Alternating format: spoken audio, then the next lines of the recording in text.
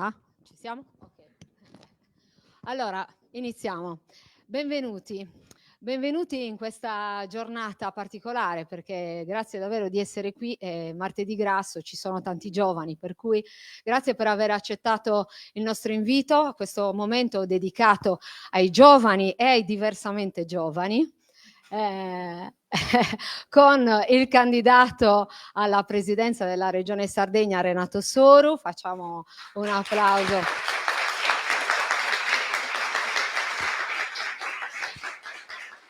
E con la giovanissima candidata al Consiglio regionale Cristina Manca.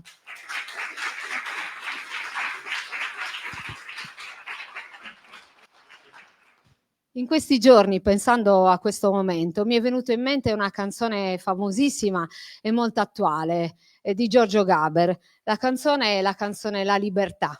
Molti di voi la conoscono. Faceva parte anche di un album attualissimo nel titolo anche lui, Far finta di essere sani. E diceva così: la libertà non è star sopra un albero, non è neanche avere un'opinione.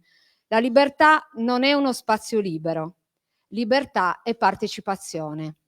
In questa geniale unione che Gaber ha fatto della libertà con la partecipazione, si intende la partecipazione come appartenenza, come il bisogno di appartenenza.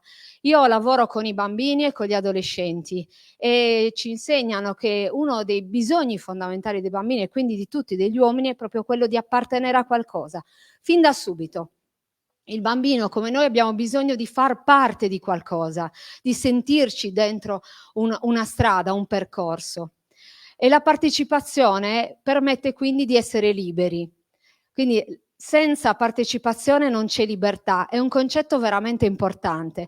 Ma in sintesi Gaber diceva questo, in fondo, che la libertà non può essere un percorso in solitudine.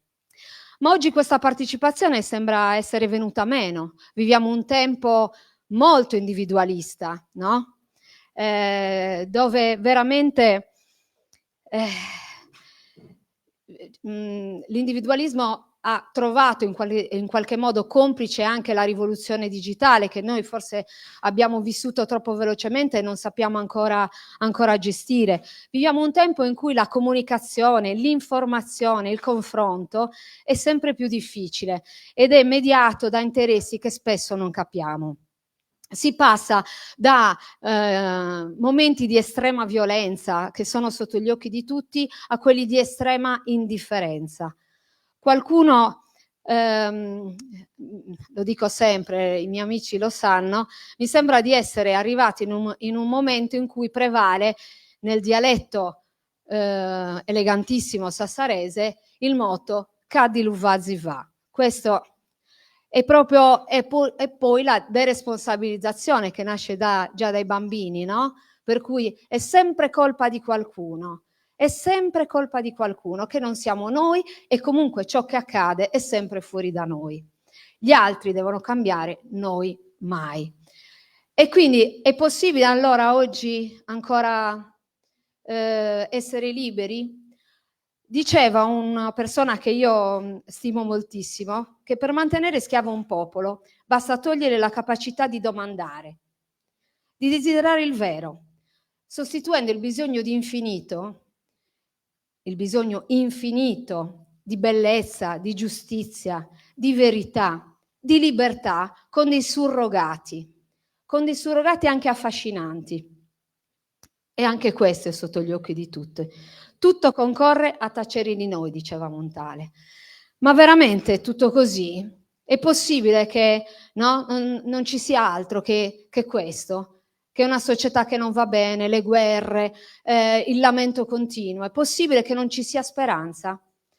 Io credo di no. Se siamo qui è perché magari no, c'è ancora voglia invece di capire che cos'è questa partecipazione, di capire che cos'è questa libertà. E allora subito chiedo alla nostra candidata Cristina la stessa cosa, la stessa domanda, perché veramente oggi ci dobbiamo chiedere: è possibile ancora costruire qualcosa di positivo insieme? È possibile che ognuno nel suo piccolo possa dare un contributo?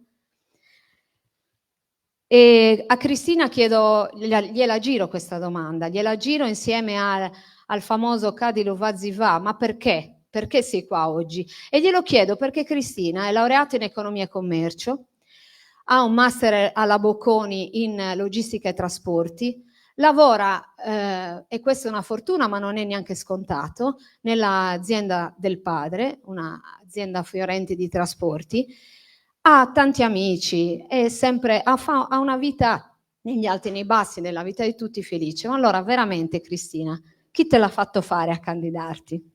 E questa è la domanda che vorrei a cui lei rispondesse. Prego. Allora, buonasera a tutti, grazie di essere qui.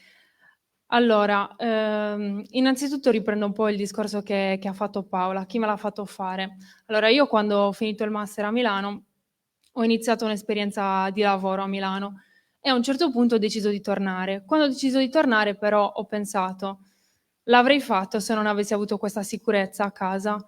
E diciamo che la risposta la trovo un po' attorno a me, nel senso che quasi tutti i miei amici e tutte le persone che conosco non sono qui, sono fuori.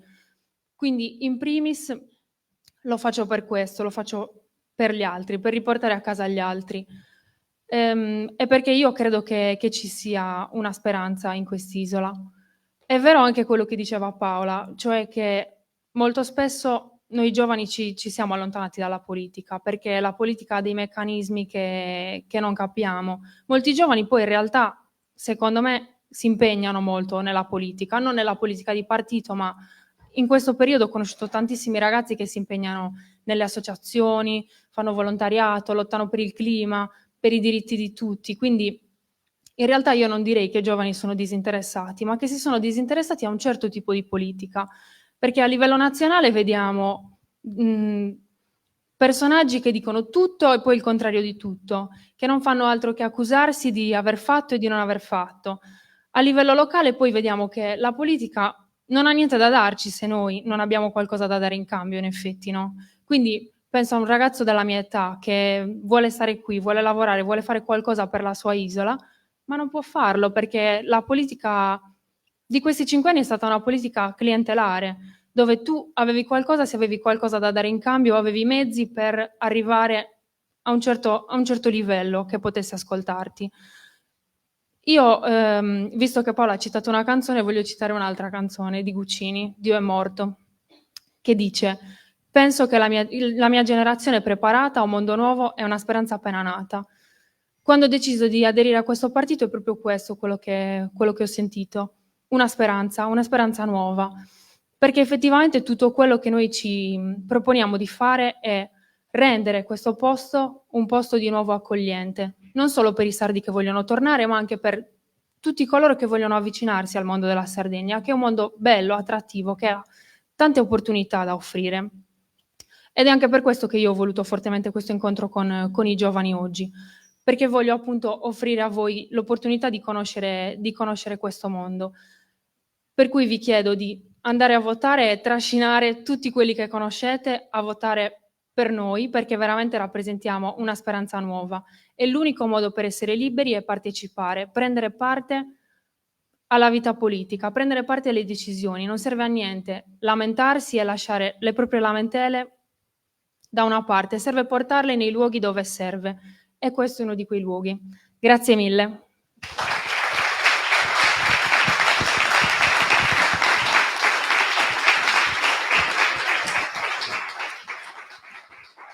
Allora, adesso proseguiamo in questo modo. Abbiamo un po' di testimonianze, di contributi da giovani e non è un caso che la maggior parte di queste, tranne una, sono da remoto.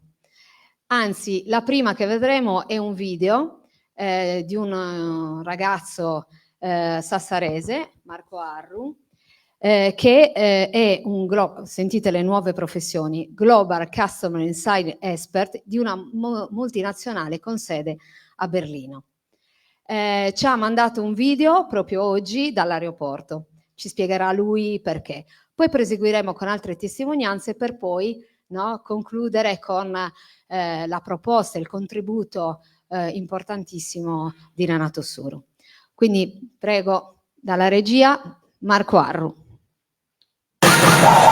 Buonasera a tutti, mi chiamo Marco Arru, lavoro nel Dipartimento Marketing di una multinazionale tecnologica che opera nel settore viaggi e trasporti. Qui mi occupo di analisi dati sulla soddisfazione del cliente e sul comportamento del consumatore. Colgo l'occasione per salutare Renato Soru e Cristina Manca e ringraziarli per avermi invitato a contribuire alla discussione di oggi. Ho accolto con grande piacere la richiesta di partecipare e contribuirvi, soprattutto quando ho saputo che in pratica ci sarebbero stati parecchi giovani o comunque dei giovani, e quindi porto in aula, porto in assemblea la mia testimonianza. Non posso essere lì con voi in questo momento perché mi trovo in aeroporto in uno dei tanti viaggi che mi rendono pendolare tra la Sardegna e il cosiddetto continente, nel mio caso la Germania. Quindi vi chiedo in anticipo scusa se sentirete dei rumori di fondo, degli annunci aeroportuali. Quello che vorrei dirvi è che io sono uno dei tanti giovani sardi che si è formato accademicamente nell'isola, ma poi ho deciso di affrontare sfide di carriera all'estero. Dopo anni di crescita professionale e anche personale in Germania, l'arrivo del Covid ha evoluto il mio lavoro, ma anche la mia azienda, dandomi la possibilità di lavorare da remoto con sempre più frequenza, fino a consentirmi alla fine di spostare nuovamente e finalmente la mia residenza nuovamente nell'isola. Quindi seguire da qua il mio team e i miei progetti. La sfida da affrontare, ma anche l'opportunità da cogliere per i giovani di oggi è proprio quella conseguente alla caduta di queste barriere fisiche e geografiche per svolgere un lavoro moderno, sfidante e appagante, quindi senza dover per forza abbandonare il proprio territorio. Io credo che tutte le persone e i giovani sardi abbiano sicuramente da sfruttare tutte le possibilità di vedere come funziona il mondo dall'altra parte del mare e anche magari spendere parte della propria carriera, della propria vita all'estero, ma sarebbe fantastico se tutti poi un giorno come me potessero tornare. So che in passato l'onorevole Soru aveva posto in essere iniziative molto utili e fantastiche anche per aiutare questo percorso dei giovani di formarsi all'estero ma poi tornare e riportare le proprie competenze nell'isola. Ora questo è molto più facile perché sono cadute queste barriere fisiche e geografiche, ma quello che ho notato circa un anno fa quando sono tornato è che tanti sardi come me negli ultimi anni hanno deciso di sfruttare questa possibilità di lavorare da qua senza quindi dover rinunciare alla propria carriera, al proprio posto di lavoro. Ma non solo, ho incontrato tantissimi professionisti da ogni latitudine, dall'India, dal Sud America, dagli Stati Uniti, dall'Unione Europea, dal Nord Africa, dal Medio Oriente, che si sono spostati qua anche soltanto per un semestre per godere della qualità della vita che la Sardegna da sola sa offrire, di default come si dice. La Sardegna ha una possibilità di offrire una qualità della vita incredibile, in maniera incredibilmente sostenibile, e questa è una cosa che spesso i sardi danno per scontato. Quindi l'augurio mio e la richiesta alla politica da parte mia e dei giovani è che la politica sappia accogliere anch'essa questa opportunità, creando le condizioni di ospitalità, di mobilità e le infrastrutture che possano rendere l'isola una meta sempre più attraente per professionisti come me. Credo che l'isola, che la nostra Sardegna, abbia ancora tante potenzialità inespresse, abbia capacità ricettive non sfruttate per tanti mesi all'anno, che potrebbe essere un polo di attrazione per persone e competenze digitali e analitiche preziose per lo sviluppo delle aziende e della cultura imprenditoriale locale. E mi auguro che la politica finalmente in questo periodo importantissimo di cambiamento sappia porre in essere le iniziative lungimiranti e veloci giuste per sfruttare questa opportunità. Un saluto dal continente.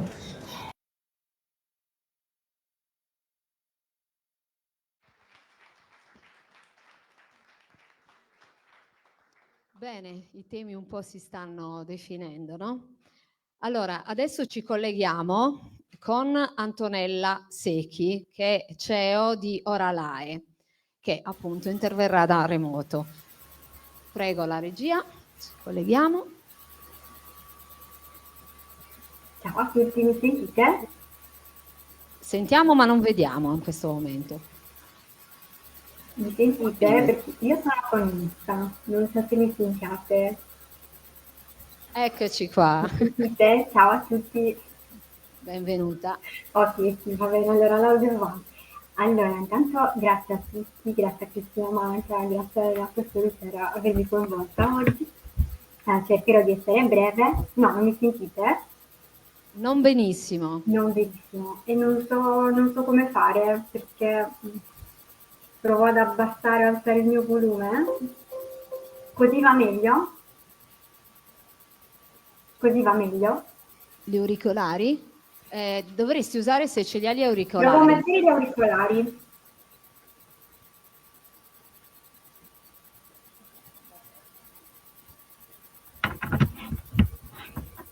Mi sentite? Scusatemi, mi sentite?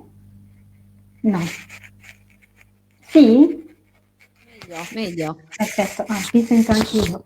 Allora, niente, dicevo, grazie prima di tutto a Cristina Manca, dato solo per avermi coinvolta oggi con voi. Cercherò di essere breve, magari dare qualche spunto poi per la vostra chiacchierata.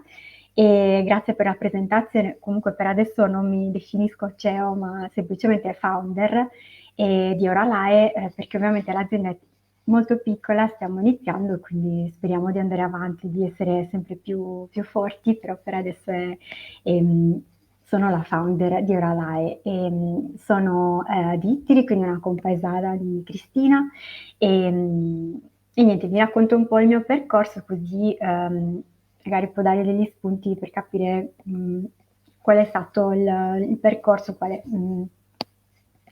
magari può dare dei motivi di poi continuare una discussione. Allora, io ho fatto la triennale ad Alghero, infatti è interessante perché poi mi ricollego anche all'intervento di prima, perché io ho studiato, ho fatto 3 anni ad Alghero ed era un'università fantastica che adesso ho visto è riaperta, è stata chiusa un periodo, adesso l'hanno riattivata. E dopo la triennale ad Alghero ho fatto una specialistica al Politecnico di Milano, quindi sono partita e ho continuato a studiare a Milano e lì ho lavorato poi come designer per varie aziende, tra cui l'ultima in cui sono andata a lavorare è stata una startup di cosmetici. Quindi essendo una startup abbiamo iniziato proprio in pochi, eravamo praticamente solo io e il founder a lavorare, poi abbiamo quindi un po' avviato tutto il percorso finché poi non ho visto la startup crescere veramente, diventare una realtà strutturata e quindi quasi 4 anni dopo mi sono data coraggio e quindi ho fondato qualcosa di mio nell'igiene orale, quindi ho creato Oralae. È un'azienda che ho lanciato nel 2022, quindi per adesso abbiamo 2 anni, poco più di 2 anni, e nulla, cerchiamo di andare avanti e di fare il possibile. Io sono a Milano e mi piacerebbe tantissimo però vivere in Sardegna e tornare in Sardegna un giorno. In questo momento, almeno nel mio caso, purtroppo non posso permettermelo e quindi niente, anche per questo motivo forse Cristina ha voluto coinvolgermi perché quello che ho chiesto a lei appena mi ha scritto è stato ma Cristina, io l'azienda l'ho fondata in Lombardia perché ho il network di cosmetici in Lombardia, di terzisti, fornitori in Lombardia e Milano e dintorni. Non l'ho fondata in Sardegna. E la sua risposta è stata proprio sì, forse è ancora più interessante il fatto che tu l'abbia fondata in Lombardia perché magari ci dà degli spunti su cui riflettere. E niente, questo è un po' il punto su cui che volevamo portare ed è, ve lo leggo così, sono sicura di portare l'argomento che abbiamo pensato. ed è questo, quindi cosa si può fare per l'imprenditoria giovanile in Sardegna e le start-up innovative, perché ora lei è una start-up innovativa ed è già molto difficile fare un'impresa, ancora di più una start-up innovativa. La mia azienda è fondata in Lombardia e nel mio caso io vorrei tornare in Sardegna, ma non posso permettermelo, almeno per il momento. E quindi adesso, cosa si può fare per le aziende oggi sarde, proprio in realtà sarde? Ci sono molte imprese nell'isola fondate anche da sardi che ce l'hanno fatta e quindi sarebbe fantastico incentivare l'imprenditoria e creare nuove realtà e fare in modo che continui così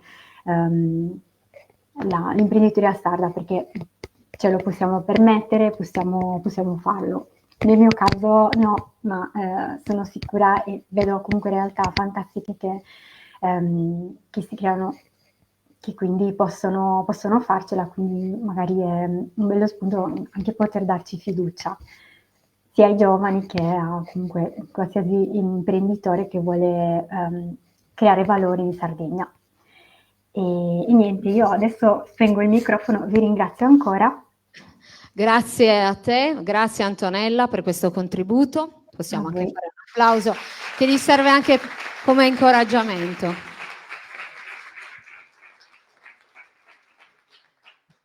Bene, grazie. E adesso finalmente un intervento in presenza, così chiamo Maria Laura Becciu. Prego, Maria Laura. È una specializzanda in cardiologia. Prego, Maria.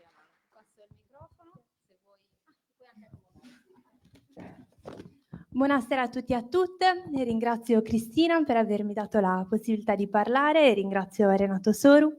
Io sono Maria Laura Becciu, sono un giovane specializzando che lo scorso luglio, a pochi mesi dalla laurea, si è trovato ad affacciarsi ad un mondo della sanità, ad un mondo del lavoro a cui sicuramente gli esami universitari e i libri non mi avevano preparato abbastanza.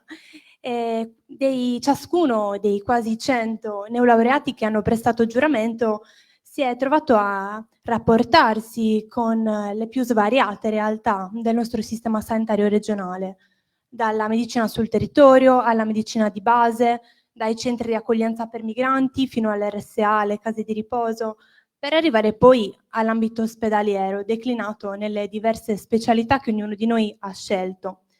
E in ognuno di questi ambiti siamo rimasti colpiti da quanto la realtà fosse a volte lontana dalle linee guida che avevamo studiato, dalla buona pratica clinica, e spesso siamo rimasti anche disarmati di fronte alle criticità che un po' tutti noi conosciamo.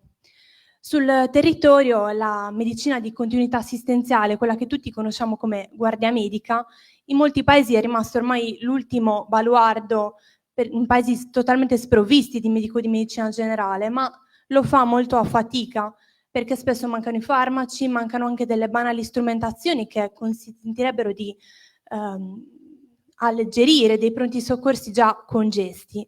E inoltre stupisce come nell'era della tecnologia manchino anche dei registri, dei database, quei dati dei pazienti che consentirebbero sicuramente di semplificare e di ottimizzare il lavoro.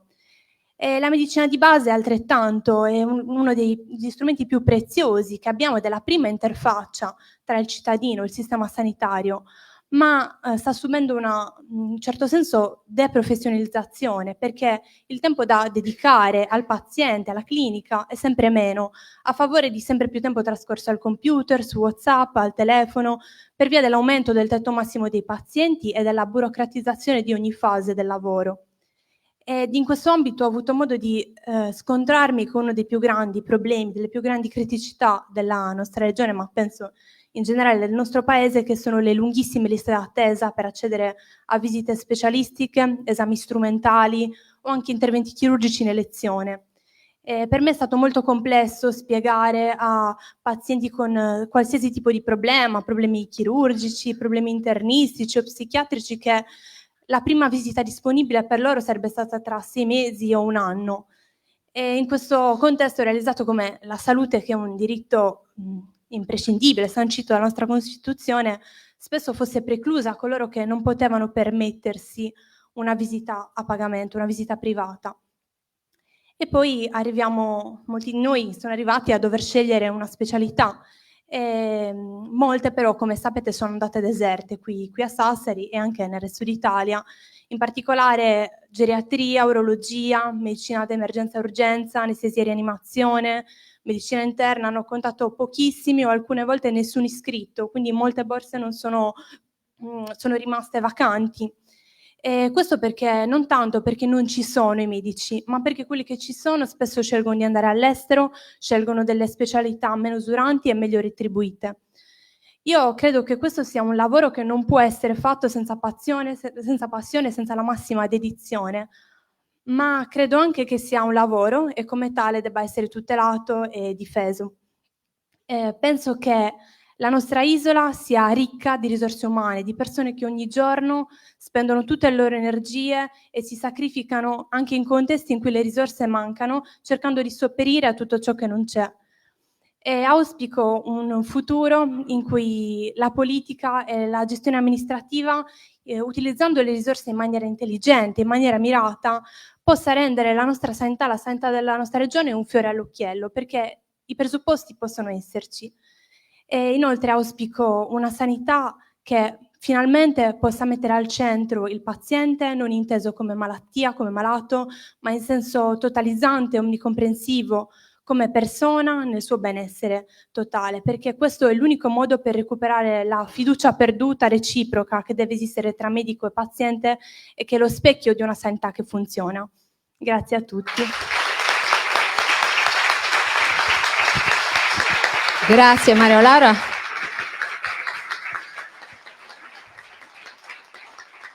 Ci ha dato un bello spaccato di quello che accade, anche molto, molto semplice, molto preciso, che fa veramente pensare. Proseguiamo, abbiamo un altro collegamento, speriamo si senta meglio degli altri, con Antonio De Montis, anche lui un consulente informatico in progetti di trasformazione digitale a Pavia presso la Capgemini. Buonasera a tutti. Spero che mi sentiate, dato che ho visto che c'era un po' di problemi tecnici, ho preso subito le cuffiette in maniera tale che il suono fosse in qualche modo chiaro per voi. Mi sentite? Si sente benissimo. Perfetto. Dunque, mi presento, sono Antonio De Montis, oltre che essere un consulente, sono qua anche perché mi ha invitato Cristina, che è mia cugina, a cui faccio un grandissimo in bocca al lupo per questa campagna elettorale. Sono contento anche del fatto che questo tipo di evento sia stato organizzato da Renato Soru, che dimostra come al solito una grandissima lungimiranza per quel che riguarda le tematiche importanti per la nostra regione. Io sono qua per parlare non tanto di problemi quanto di opportunità, e mi riallaccio anche un po' ai discorsi che sono stati fatti in precedenza. Durante l'introduzione Paola Peddu ha parlato del fatto che c'è stato un incremento dell'individualismo in seguito alla trasformazione digitale, alla rivoluzione digitale. Io ho una notizia, siamo solo all'inizio, nel senso, le tecnologie che conosciamo ora, che usiamo tutti i giorni, sono già belle che obsolete rispetto a quello che ogni giorno viene scoperto e inventato quotidianamente da settori di innovazione digitale che purtroppo non solo non sono in Sardegna, ma non sono nemmeno in Italia.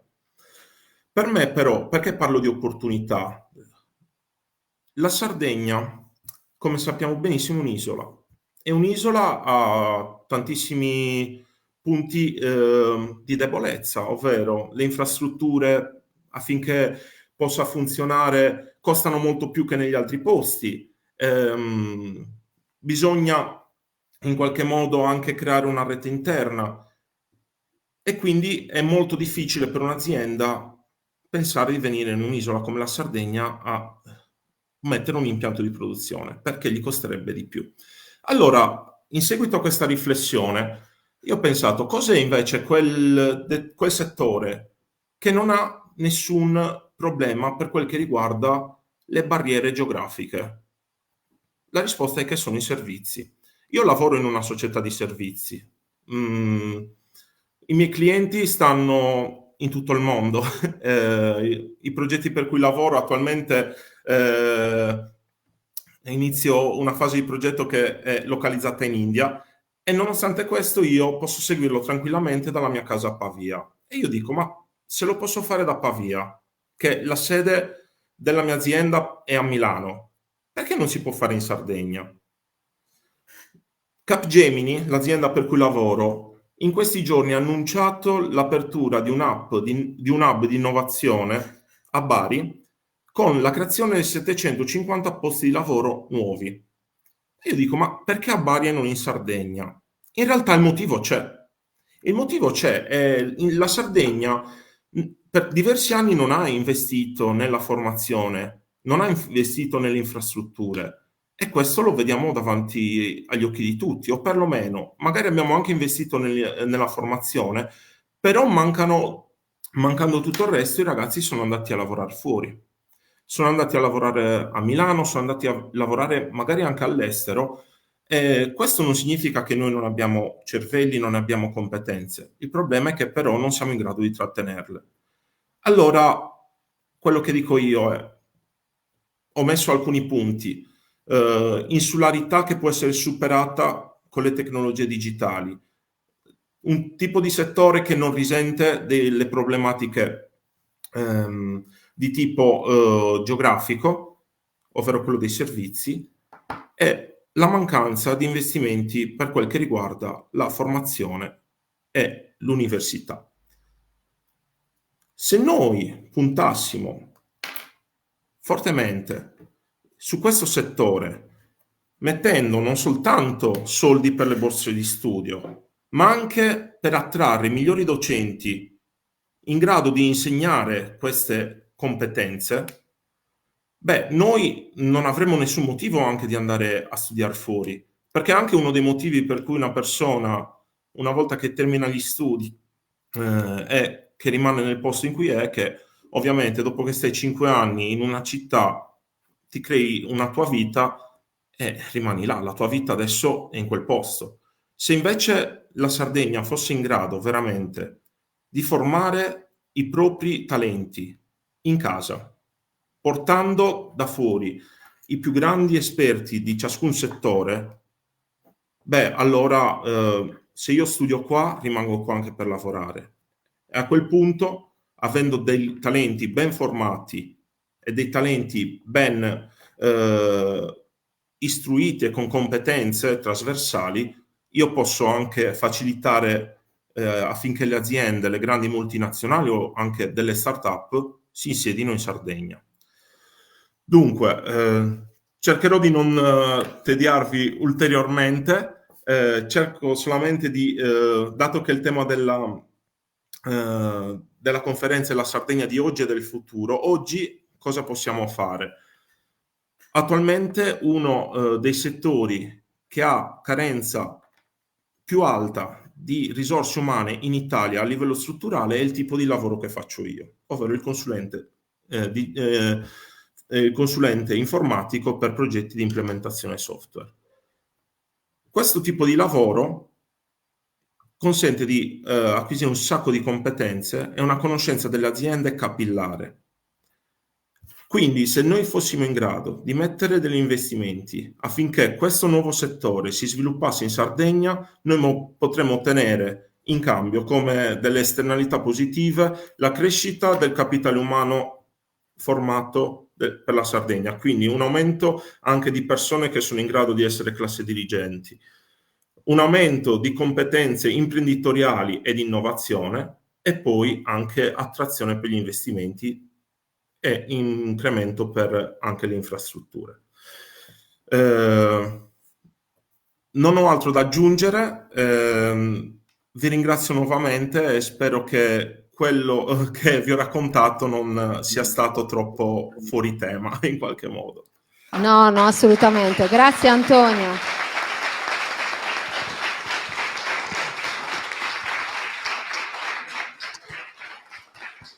Io sono molto contenta alla fine di questi interventi, non è stato facile, si è impegnata tantissimo anche Cristina, perché non è facile intervenire davanti a tanta gente, in collegamento in presenza. Abbiamo fatto veramente fatica, no? Abbiamo chiesto a tantissimi ragazzi e non tutti se la sentivano, no? E tanti non avevano neanche le idee chiare su quelle che potevano essere, no? le problematiche, ma anche le opportunità. Prima di dare la possibilità a Renato, grazie, Renato Soro, di rispondere, non do per scontato che tutti i giovani conoscano Renato Soro. Renato Soro, prima di un politico, è un imprenditore brillante, dove l'imprenditore brillante non è quello a cui è andato tutto bene sempre, no? Che tutto il suo percorso, ma è l'imprenditore che ha saputo sempre rivedere, rimettersi in gioco e anche rimettere a posto, tra virgolette, le cose. Quindi la sua esperienza, è un bocconiano, si è laureato anche lui fuori, ma poi ha creato anche realtà fuori dalla Sardegna, ma poi ha dato un grosso contributo, come molti di voi sanno, nel 98 creando Tiscali. Si è poi candidato alla presidenza della regione, è stato presidente della regione dal 2004 al 2008 e oggi di nuovo attualmente si è anche candidato alle europee nel 2014 e attualmente è il presidente di nuovo di Tiscali, che è una realtà che sta crescendo e che dà tanta soddisfazione anche alla nostra realtà. Renato, abbiamo visto un po' no, che tutti i ragazzi vogliono tornare, cioè la cosa bella di tutti questi interventi di gente che lavora fuori è che hanno il grande desiderio di tornare, e questa è una cosa bellissima. Prima ancora di rispondere a questi ragazzi, però giro la domanda anche a te, ma per una persona come te, oggi hai risposto a Rai 3 in maniera appassionante alla stessa domanda, e per questo te la voglio riproporre. Ma una persona come te, che alla fine, no, era lontana un po' dalla politica da un po' di tempo, che ne ha passato anche tante, anche dal punto di vista politico, che comunque ha una sua carriera, una sua famiglia, una sua realtà, no? Perché si ricandida alla presidenza di una regione che ha 1000 problemi? Te lo chiedo perché c'è un retropensiero che a me non piace, che trovo sempre sia nei ragazzi che negli adulti, no? Che se qualcuno si impegna in qualcosa, c'è sempre il retropensiero che lo fa per un interesse personale. Non si crede più al bene comune, che uno si possa impegnare anche per il bene comune. E questa è una cosa che a me dispiace, perché l'ho verificata tante volte. Invece non è così. C'è tanta gente, come avete visto Cristina e tanti altri ragazzi, che non lo fa solo per se stesso, ma facendo per gli altri lo si fa anche 100.000 volte per sé. Quindi ti faccio questa domanda e poi puoi rispondere ai ragazzi. Prego.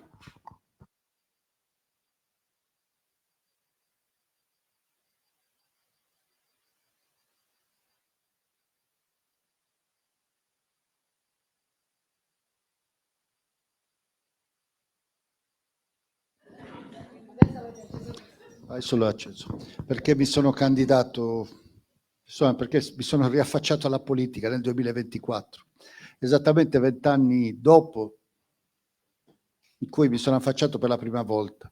20 anni fa, in questo esatto momento, ero amministratore delegato di Tiscali nel 2004 e stavo girando però la Sardegna, nei paesi, a fare incontri come questi. Allora ero più noto di oggi, in più non mi conoscevano. Ero noto, ma mi avevano visto solo come una figurina, quindi c'era una grande curiosità. Andavo a fare incontri come questi dove ascoltavo, raccontavo una visione, un punto di vista, come hanno fatto questi ragazzi.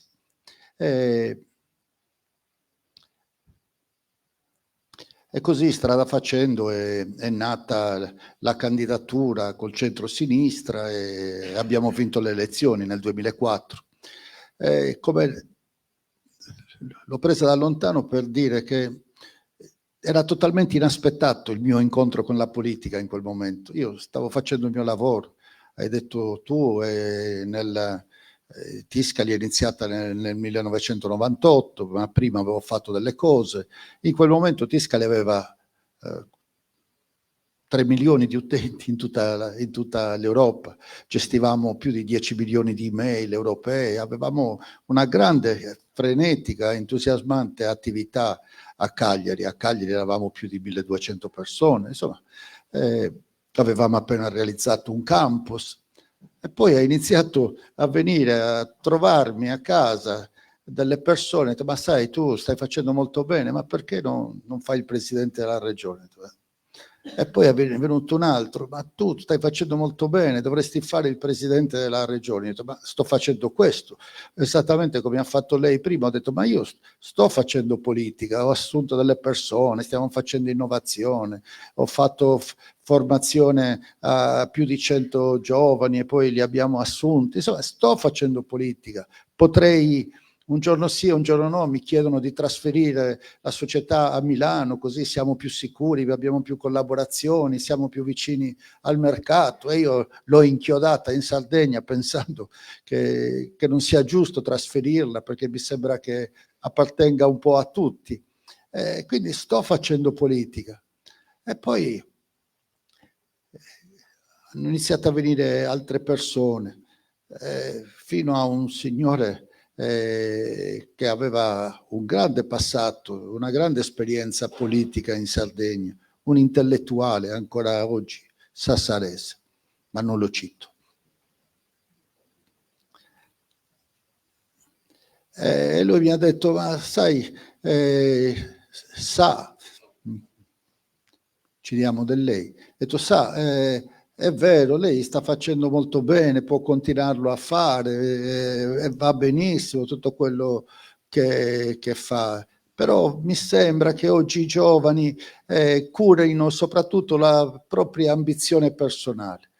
Vanno a scuola, si laureano, cercano di crescere, cercano di fare il meglio per loro, per la loro famiglia, e va benissimo.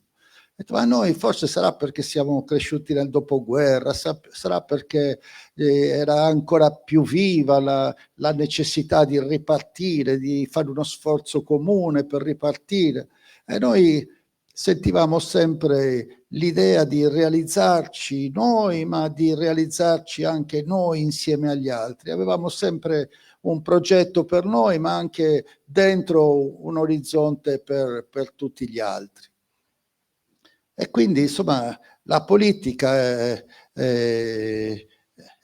questo, no? Provare a lavorare per un progetto di vita che non è più il tuo, ma è un progetto di vita per tutti quanti.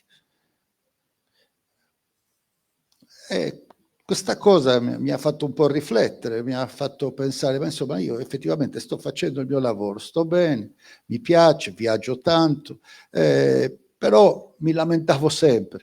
Mi lamentavo del rifiuti per strada, mi lamentavo già nel 2003 c'erano i primi attacchi dell'eolico, e quindi mi lamentavo di quello che stava succedendo nelle colline vicino a casa mia, mi lamentavo dei trasporti che non funzionavano, mi lamentavo della pochissima attenzione che la politica dava al mondo delle imprese, dei giovani che volevano far nascere imprese. Io stavo fondando Tiscali, ho provato a farmi ascoltare, non c'è stato uno che mi abbia ascoltato, che abbia, non dico creduto in me, perché era troppo credere nel progetto che gli stavo proponendo nel 98, ma che mi abbia dato un minimo di attenzione e di incoraggiamento. Quindi avevo veramente motivo di lamentarmi della politica in Sardegna. In più vedevo esattamente quello che diceva Antonio, mi pare, poc'anzi. Insomma, guarda che il mondo sta cambiando. Già nel 2020 si vedeva, ma oggi certo ne siamo tutti molto consapevoli. C'è un mondo di servizi digitali per il quale i trasporti non contano nulla, cioè funziona in rete non c'è né centro né periferia, se ci attrezziamo possiamo fare tantissimo, davvero possiamo cambiare la Sardegna. E quindi ero veramente deluso, arrabbiato con la politica sarda, Per cui vengono delle persone che in qualche modo mi interpellano, mi chiamano, mi dicono: senti, lo puoi fare. Ci voleva coraggio ad accettare e a farlo, ma ci voleva forse anche altrettanto coraggio, forse persino più coraggio a starne fuori, a non mettersi in gioco. Ci voleva coraggio a dire di no, a essere chiamato, avere la possibilità e dice: no, sai che c'è, mi faccio i fatti miei. È possibile. E quindi io non ho avuto il coraggio di farmi i fatti miei. Ho pensato: se effettivamente mi faccio i fatti miei, non ho più alcun diritto di criticare alcunché in questa regione. Effettivamente, se avessi deciso di farmi i fatti miei, sarei diventato un'isola, uno che aveva pensato solo a se stesso e doveva continuare a pensare solo a se stesso, e, per usare le tue parole, appartenere a se stesso e a nient'altro. E in effetti la solitudine non è una bella cosa. E non sono stato interessato ad appartenere a me stesso, ho cercato un progetto molto più ampio, che era quello di una comunità che si mette in gioco. E l'ho fatto perché credevo davvero che fosse un momento straordinario per una comunità di giocare una carta nuova come quella che i vostri amici hanno raccontato oggi.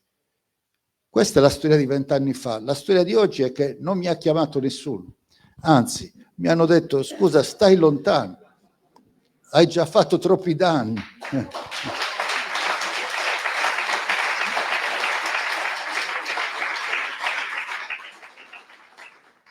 Non mi ha chiamato nessuno, anzi, perché effettivamente la politica è quella che è stata raccontata, un po' molto chiusa in se stesso, e che, per dire la verità, cerca sempre di chiudersi dentro spazi più ristretti, gruppi dirigenti più ristretti, il più ristretto possibile, in maniera che ci sia un posto per tutti, anziché aprirli, accogliere altre esperienze, altre passioni, altre persone che abbiano voglia di mettersi in gioco. No, chiudono tutto.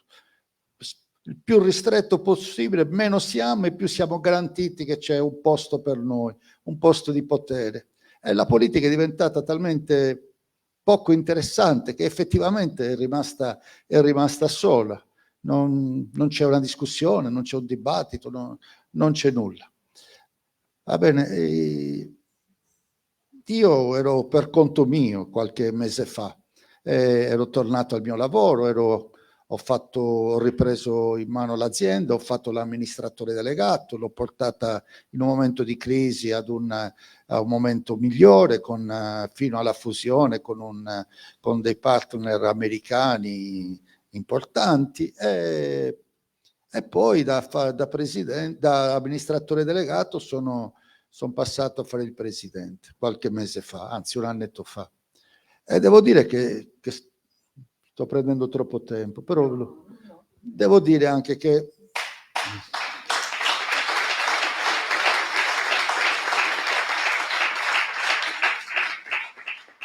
non è che non avessi niente da fare, perché soprattutto negli ultimi 2 anni, mi piace, Antonio ha detto: guardate che i software che state usando sono già una tecnologia del passato, stanno arrivando, ormai le tecnologie sono quelle che ancora non state vedendo, ma stanno arrivando, sono lì, sono già presenti.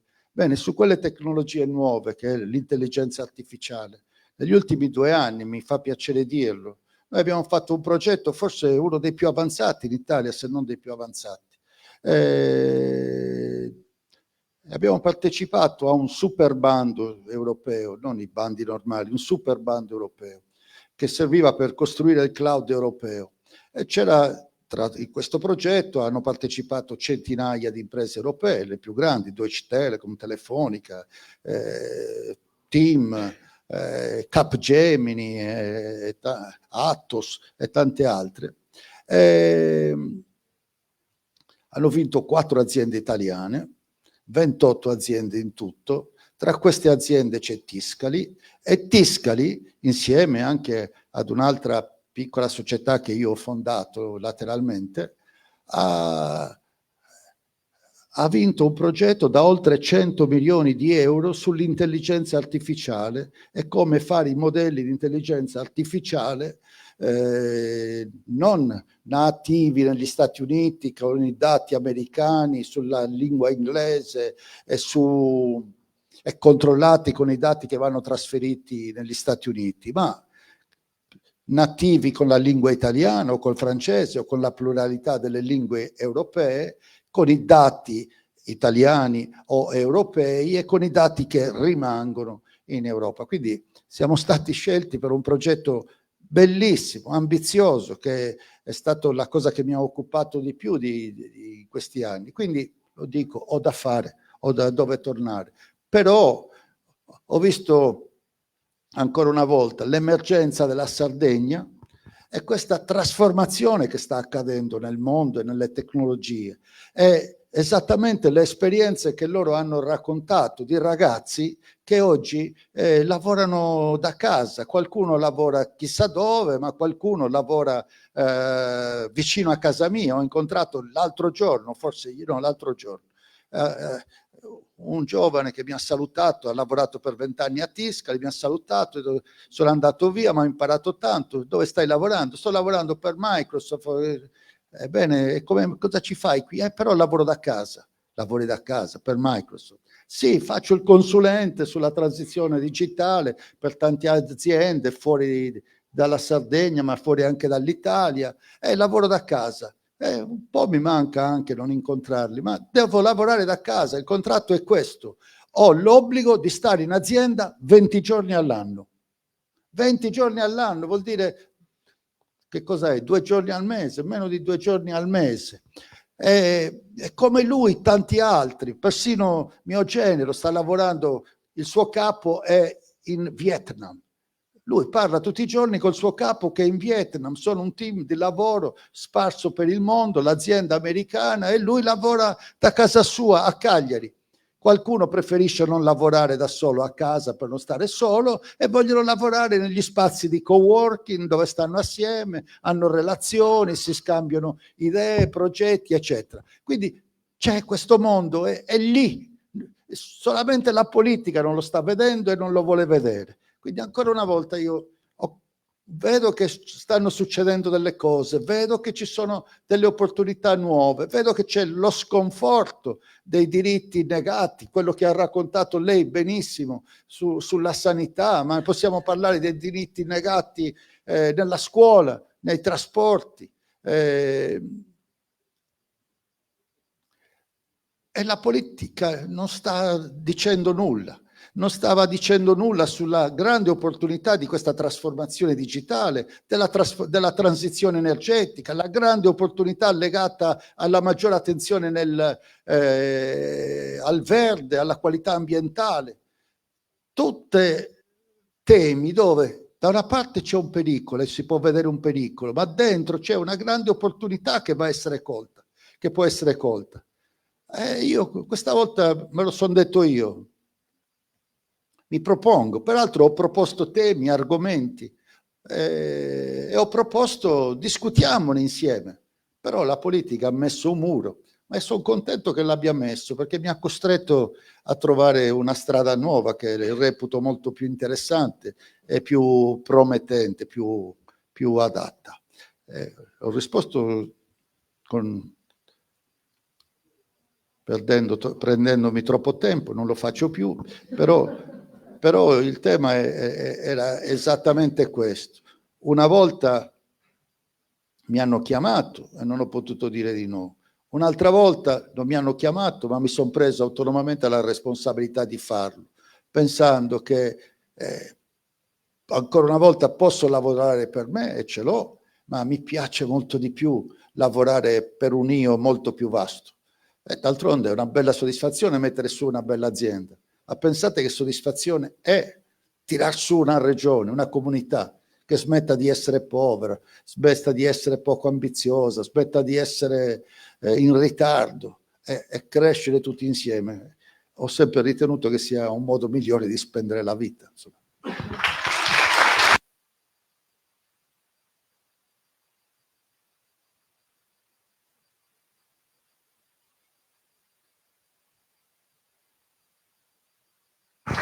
Grazie veramente per questo contributo. Volevamo proprio arrivare a questo cuore, a questa passione, perché senza l'uomo che c'è dietro, anche un politico, non si va da nessuna parte. Se avete voglia, abbiamo ancora un attimo per delle domande. Uno ha alzato la mano, prego. Toto Fadda, avvicinati che ti posso dare il microfono. Se qualcuno si vuole interventi brevi, anzi più domande che interventi. Ciao Renato, allora correggo Paola, sono Salvatore Fadda, Università di Sassari, collego Paola Peddu e faccio un appunto a te. Dietro un uomo importante c'è una donna importante che saluto, dove è Dolores. Ciao Dolores, complimenti. Bisogna dire tutto. Ed è di Sassari, ok Dolò? Ed è di Sassari. Correggo il tuo... No, è dietro di te. È importante, mira, ok. Correggo il tuo editor che ha fatto questo slogan. Doveva mettere 2 accenti. Te lo dico? Sì, amo di più. Sì, amo Sardegna. Prego Renato, rispondi.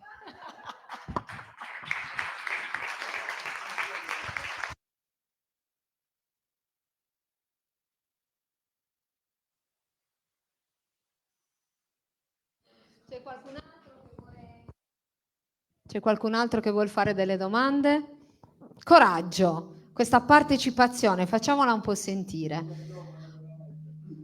Come? Touché, così. C'è qualche giovane che vuole intervenire senza costringerli e tirarli altrimenti adesso avremo modo comunque di continuare a chiacchierare. Volevo,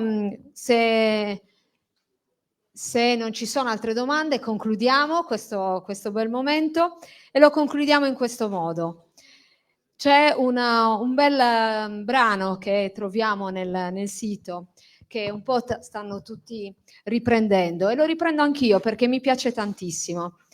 Ed è questo: siamo di più, siamo più di quanto ci hanno fatto credere, più di quanto fatto finora, siamo più di quello che ci è stato promesso e mai mantenuto. Siamo più della rassegnazione e del disinteresse.